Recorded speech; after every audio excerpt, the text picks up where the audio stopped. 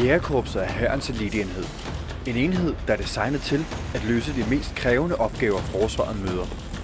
Hvert år prøver en række aspiranter kraften med korpsets ekstreme optagelsesprøve. Jeg er parat til at gøre hvad som helst nu. En prøve, du kun klarer dig igennem, hvis du er 100% fokuseret hele vejen. Fokuseret på kampen gennem aspiranter.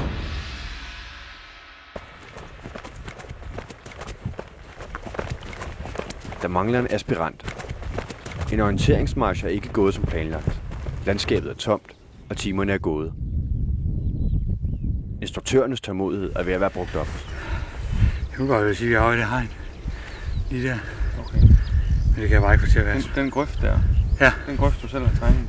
Nej, det er ikke gået så godt lige i dag. Jeg har lidt problemer med nogle af posterne, så det må gøre bedre næste gang. Der er i hvert fald noget forbedret. Den sidste post samles ind. Det var altså en tegnefejl på kortet, der resulterede i vildfarelsen. En fejl, man ikke skal lave for mange af på jægernes aspirantkursus, for instruktørerne kan sende dig ud af kurset når som helst. Er det måleoversendt? Yes, det er right. Kom nærmere. 10:31. Jeg tror på, at det kommer til at gå godt. Jeg kommer igennem, ellers så stod jeg her ikke. Så gad jeg ikke det her. Det gode det er, at vi er her nu jo. Hvad er der sket? Ved nærmere eftertanke, så har jeg bare fået den en lille smule nedfotograferet. Yes. Men det var ikke noget, du tænkte over dengang, du tegnede og målte og sådan. Ikke nok i hvert fald. Nej. Christensen får lov til at fortsætte. Nu er det bare om at blive klar igen og slutte sig til resten af aspiranterne. På grund af den langsomme O-march skal Christensen klare næste opgave direkte efter hans march er afsluttet. Også selvom det tog hele natten. Jeg er selvfølgelig lidt brugt nu i benene og så videre, så har jeg ikke noget at sove i nat, men det overlever jeg nok. Der kommer en weekend på et tidspunkt.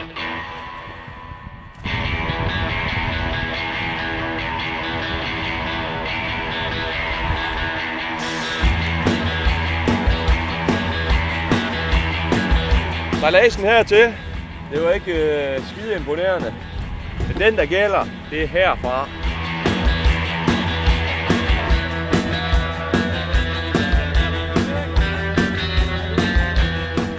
Sejladsen er overstået, og aspiranterne bliver vurderet af instruktøren.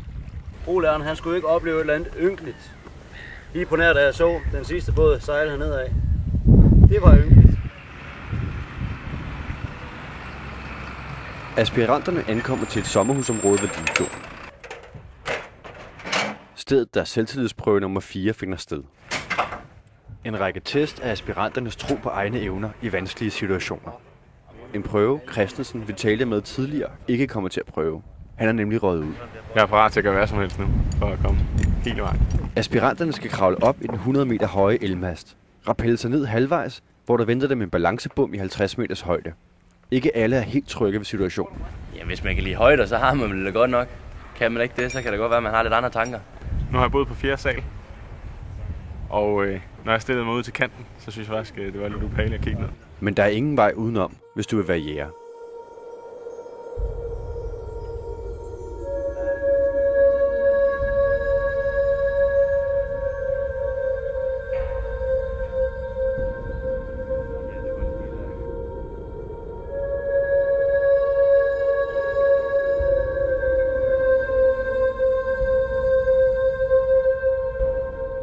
Lige til at starte med, da jeg kravlede op af, ud af de 100 meter der, så tænker jeg, det er ikke i dag, jeg skal nyde udsigten.